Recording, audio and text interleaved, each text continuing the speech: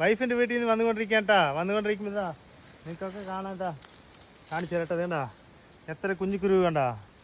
ഇതാ ഇവിടെ നിറയുണ്ട്. ഇത് കണ്ടാ. ഇതൊക്കെ വലിക്കാൻ പോകാട്ടാ. ഇത് കണ്ടതാ ശരി കാണണ്ടേ വലിക്കാണിതാ. വീടെത്തി കേട്ടാ. ഇപ്പം എവിടെ പറഞ്ഞാൽ അതാ ചേച്ചിൻ്റെ ഏട്ടൻ്റെ വീട്ടിൻ്റെ അവിടെ തന്നെ കേട്ടാ.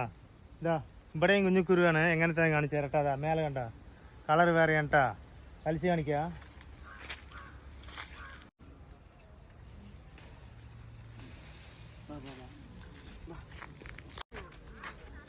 ഇതെപ്പോൾ വന്നിട്ട് എവിടെ പറഞ്ഞാൽ ഏട്ടൻ്റെ വീട്ടിലാണ് കേട്ടാ. ഇതാ കാണിച്ചു തരാം. ഇതാ ഇവിടെ നല്ല പണിയാണ്. എണ്ണയാട്ടാ തേങ്ങ തോണ്ടിക്കൊണ്ടിരിക്കുകയാണ് കേട്ടാ. ഇതാ രണ്ടാളെ കൊണ്ട്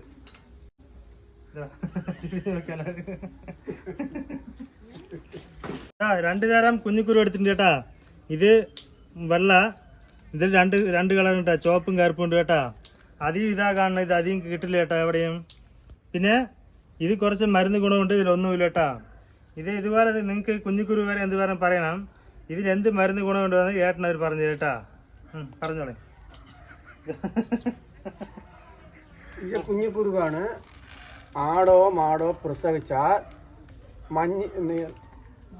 മാച്ചി വീഴാണ്ടിരുന്നാൽ മുളൻ്റെ ഇലയിൽ കൊടുത്താൽ ആ മാച്ചി വീണോളും.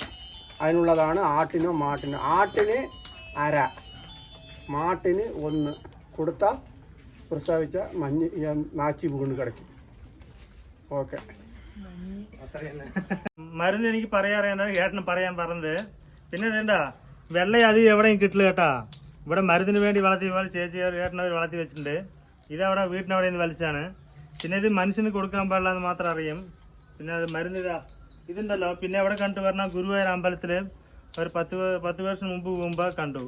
ഇപ്രാവശ്യം പോയി കണ്ടില്ല കേട്ടോ. അതെവിടെ ഉണ്ടാകുമോ എന്തോ ഞാൻ നോക്കിയില്ല എന്തോ. പക്ഷെ അവിടെ നിറയെ വെച്ചിട്ടുണ്ടായിരുന്നു കേട്ടാ. പിന്നെ ഇതിന് നിങ്ങളുടെ അവിടെയൊക്കെ ഇതുപോലെ 2 കിട്ടുമോ എന്നിട്ട് പറയുക. ഇതിനെന്ത് പേര് പറയുക. പിന്നെ കമൻറ്റ് ചെയ്ത് ലൈക്ക് ചെയ്യുക. ഓക്കെ.